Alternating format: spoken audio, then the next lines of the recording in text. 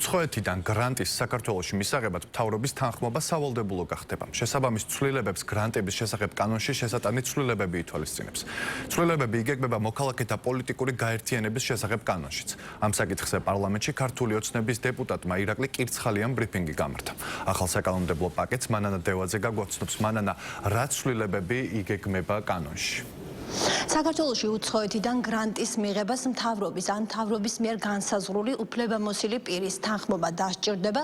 გრანტების შესახებ კანონში დაგეგმილი ცვლილებები, რომელმაც ქვეყანაში დონორების მიერ გრანტების გაცემის წესი უნდა დაარეგულიროს, ბიუროს დღევანდელ სხდომაზე დარეგისტრირდა გრანტების მიღების მონიტორინგს ანტიკორუფციული ბიურო უზრუნველყოფს მთავრობის ნებართვის გარეშე გრანტის მიღების შემთხვევაში ჯარიმა მიღებული გრანტის ორმაგი ოდენობა იქნება ახალი რეგულაციების სპორტულ სფეროზე და განათლების მიზნით მიღებულ გრანტებსა და სტიპენდიებზე არ გავრცელდება. ქართული ოცნების ავტორობით მომზადებული ახალი საკანონმდებლო პაკეტი ითვალისწინებს ასევე ცვლილებას მოქალაქეთა პოლიტიკური გაერთიანების შესახებ კანონში, რომლის მიხედვითაც უცხოური და ქართული იურიდიული პირებისთვის საქართველოში ლექციების, სემინარების ან სხვა ღონისძიებების ჩატარება პოლიტიკური ინტერესების მხარდასაჭერად აკრძალული იქნება. ქართული ოცნების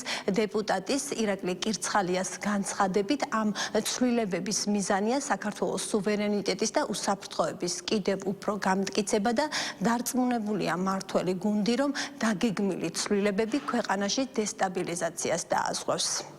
ვინაიდან გრანტი თავისი ბუნებით გრანტის მიმღებისათვის განსაზღვრული მიზნით უსასყიდლოდ გადაცემული სახსრებია, სახელმწიფო სუვერენიტეტისა და უსაფრთხოების კიდევ უფრო გამტკიცების მიზნით მნიშვნელოვანია მისაღები გრანტის თაობაზე საქართველოს მთავრობის ან მის მიერ განსაზღვრული უფლებამოსილი პირის ან ორგანოს თანხმობის წესის დამკვიდრება.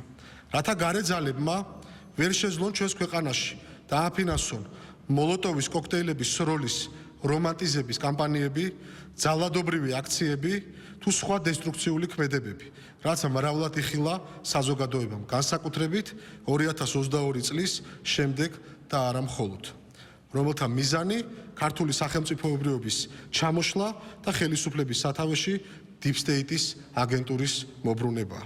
წარმოდგენილი ცვლილებებით უცხოური წყაროსგან მისაღები გრანტთან დაკავშირებით სავალდებულო გახდება საქართველოს მთავრობის ან მის მიერ განსაზღვრული უფლებამოსილი პირის ან ორგანოს თანხმობა. გრანტის მიღების მონიტორინგს უზრუნველყოფს საჯარო სამართლის იურიდიული პირი, ანტიკორუფციული ბიურო. პარლამენტი ახალ საკანონმდებლო პაკეტს დაჩქარებული წესით განიხილავს და მომავალ სასესიო კვირას სამივე მოსმენით დაამტკიცებს. მადლობა, პარლამენტიდან პირდაპირ ეთერში მანანა დევაძე საუბრობდა.